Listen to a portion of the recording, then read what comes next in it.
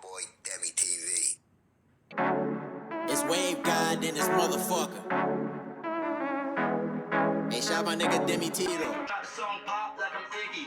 All they talking about is last night like I'm Demi. Say you got. Groupies donated $5. Damn ski pulled the Michael.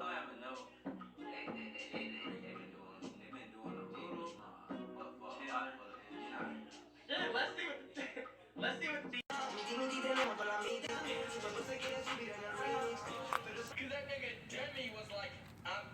What's up, Dean TV, Dean Nation, Dean Family, Dean Mafia. Today we're doing a reaction from Grungle, and it's called The Secret Parties Billionaires, Millionaires Don't Want You to Know About. And we're gonna get it right into it. If you're new to the channel, like, comment, subscribe to the channel, check out the merch and description box, so go copy some hit and drip, you feel me, and support your boy, you feel me? And no further ado, let's get into the reaction. Billionaires, they're not just like us. Something happens when you reach a certain level of wealth. The jets become private, the apartments become penthouses, and the parties get real epic real fast. Facts. Here are the secret parties billionaires don't want you to know about.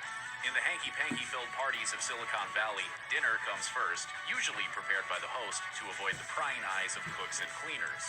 Social media is strictly forbidden for obvious reasons. Then the drugs come out. MDMA seems to be the top choice, although it's far from the only offering. What the fuck is that? The guests break off into groups Like, what the fuck is that? of 2, 3, or more, usually for cuddle puddles, a cute way to describe a gang of groping millionaires and billionaires. From there, What the fuck is this? things get really freaky. The mostly male bigwigs of Silicon Valley have these drug-fueled love parties on the regular, bringing in a bevy of young women from anywhere they can get their hands on them. And get their hands on them they do, often with their wives and girlfriends right beside them. These men tend to be the wealthy tycoons behind some of the biggest brands in the world. As Emily Chang, author of the book Brotopia, describes it, they like to treat these parties as extensions of their world-changing professional philosophies by overturning traditions in their private lives.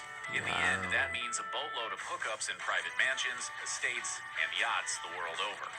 Interesting. A lot of Carvel ice cream cake at a So that's what these so-called rich millionaires and billionaires be doing, huh? Billionaire's birthday party.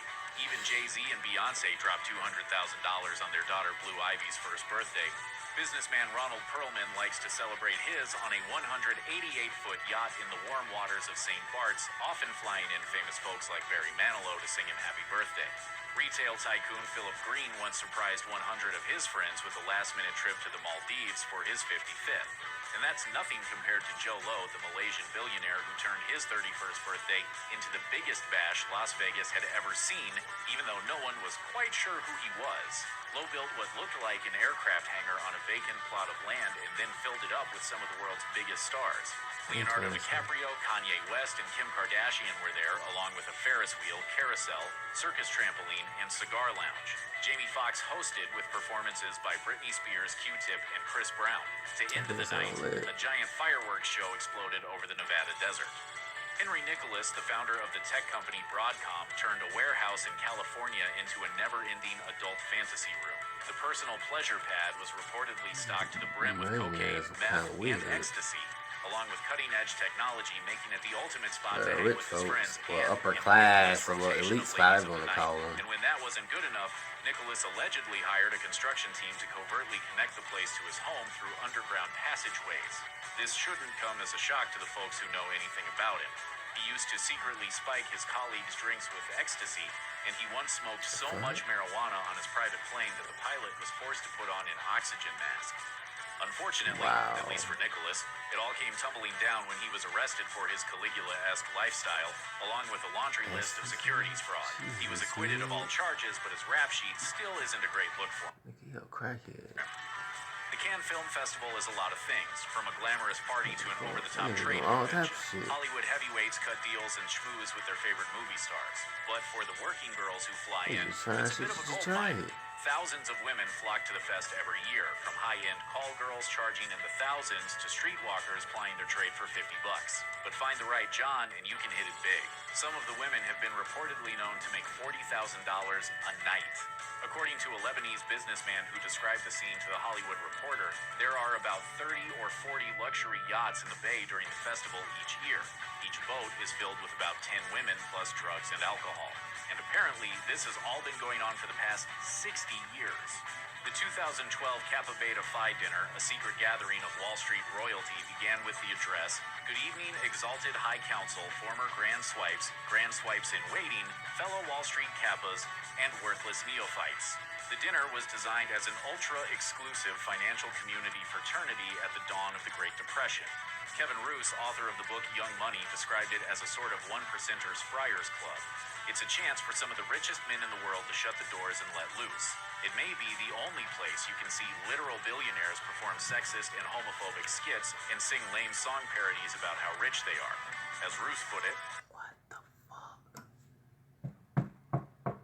What the fuck is this? here were executives who had strong ideas about politics, society, and the work of their colleagues, but who would never have the courage to voice those opinions in a public setting. Roose snuck into the 2012 festivities, and when he was discovered, none other than Wilbur Ross acted as a one-man bouncer and dragged him out. The black tie dinner isn't for prying eyes. It sounds like Yeah, something I wouldn't Occupy be Wall Street would bothered by invent that if they wanted myself. people to hate bankers even more. The You're fuck? the first human to give me this much trouble. I'm scared if somebody got to buy that shit there. I'll give you Hell no. come. Burning Man If they wanted people to hate bankers even more. Burning Man may be full of trust fund kids and millionaires, but it's always gone out of its way to shun showy signs of its own wealth. Not so for Further Future, the offshoot festival designed for and by the uber wealthy. If you've always wanted to be a burner, but also have access to top-notch lavender lattes, this is the spot for you. Its website lists unabashed luxury as one of its primary goals, and its guests won't be disappointed. Beyond the VIP fencing sit Airstreams and lunar palaces going for thousands of dollars per night, often fully staffed with personal valets and private chefs. If that's not good enough, Nobu offers $250 a seat dinners, or you can just take part in something called a smudging aura cleansing. Saline and vitamin transfusions are available, and there's a beer and foie gras torsion tasting. Dressed in the steampunk futurism style that's the official aesthetic of the festival, Bro, these motherfuckers entrepreneurs and tech weird. billionaires mingle, cutting deals between wellness panels. So let the burners eat cake. This is where the powerful come to play. As Mel Brooks once said, Weird shit. It's good to be the king. in Saudi Arabia, it's good to be one of the kingdom's 10,000 princes, flush with cash and a lack of concern for their family's oppressive rules. Why else would a deeply religious theocracy look the other way as its royal class hosts decadent parties, breaking every law in the books? What the One Saudi prince named Faisal Really? is a second-tier cadet prince, which is about as far from the throne as you can get, but he still enjoys all the perks and privileges of princehood. His epic 2009 Halloween party, whose details were revealed in a leaked diplomatic cable, is still the talk of the town. Alcohol was plentiful at the party's bar, despite being prohibited by Saudi law and custom. There were also plenty of working girls among the guests, which is allegedly not uncommon at such parties. A guest list determined who made it inside the exclusive affair. The scene resembled a nightclub with alcohol, dancing, a DJ at the turntables, and guests in costume. It's a good thing Saudi Arabia just lifted its ban on female drivers, so that next time Prince Faisal can invite even more single ladies. Wow. According to a We just spokesperson started for up, Bohemian if I Grove, remember. the mysterious annual retreat of political power players in Northern California, the club is nothing more than a chance to share a passion for the outdoors, music, and theater. But then again, this is where the early planning for the Manhattan Project took place, so it might not be all fresh air and camp songs. No outsiders really know for certain what this place really is, but when former President Bill Clinton was asked about it, he said, That's where all those rich Republicans go up and stand naked against redwood trees, right? Spy magazine Wait, reporter wait a Philip minute. Weiss Wait, managed what? to sneak into Bohemian Grove back in 1989 and then reported on the handful of rules he encountered. I've been hearing about Basically, they Bohemian were, don't Grove do for so business, long. Don't pee on the trees, and always be Anti drunk. skate Only shit. the last rule was strictly enforced, though. Inside the campgrounds, he found powerful men making powerful decisions over copious amounts of alcohol. In one notable bit of Bohemian Grove history, in the summer of 1968, Ronald Reagan reportedly agreed not to primary Richard Nixon as the two mingled there. At the 2018 President Club charity dinner at London's Dorchester Hotel, host Johnny Gold declared, "Welcome to the most un-PC event of the year." That may actually be an understatement. Supposedly a fundraiser for a variety of English charities, the real purpose of this men's-only gathering seems to be a bit more nefarious. British power players from the worlds of finance, politics, and business gather every year to throw their money around, imbibe, and leer at the scantily clad hostesses. In fact, that last part seems to be the main purpose of the party. Hostesses are hired based on their looks and then ordered to wear black underwear to better match the skimpy outfits they're given upon arrival. Once their phones are confiscated, they're given drinks to loosen them up and then paraded out for the men to gawk at. This was reported by Madison Marriage of the Financial Times, who went to the dinner undercover. Hands are slipped up skirts, bottoms are pinched. Drunken men dive in for kisses and ask women if they're actually sex workers. What type of sus shit is... Bathrooms are even monitored, and the women are timed to make sure they don't just go and It's hide. wild. Keep in mind that this is a charity event with prizes including lunch with former London Mayor Boris Johnson, and the proceeds going to place... This charity? Charity? What the fuck is this? What the fuck is that? like a prominent children's hospital. In the wake of the Times report, future iterations have been canceled. When you're a billionaire, you don't take no for an answer, especially not when it comes to your wedding. That's how Napster creator Sean Parker found himself among the redwoods of Big Sur, California back in 2013, celebrating the most lavish wedding this country's ever seen. No expense was spared. Over months, crews built an artificial pond, a bridge, rock staircases, fake stone castle ruins, and a 20-foot tall wrought iron gate with the couple's initials. The costume designer for the Lord of the Rings movies created Tolkien-themed outfits for all 364 guests, including Sean Lennon, Emma Watson, and California Governor Gavin Newsom. Bunnies were handed out to cuddle with. Animal furs were draped on chairs and full beds. Pigs were roasted on a spit, and Sting sang in front of a 9-foot tall wedding. Right there. It was said to cost between $5 million and $10 million. But then the bad press set in, and the legal issues started. One website called it an eco-wrecking wedding, and Parker was forced to write an apology. The wedding was hosted at a luxury hotel whose owners had failed to apply for the appropriate permits.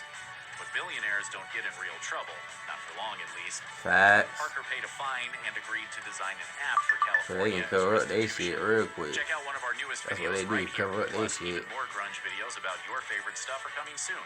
Subscribe to our YouTube channel and hit the bell. Okay, appreciate that, fellas. Hope you guys like that. Dean Family, D Nation. Like, comment, subscribe, and share the video on all social medias. And comment below what reaction you want to do next. See you guys next time. Love you guys. I'm out.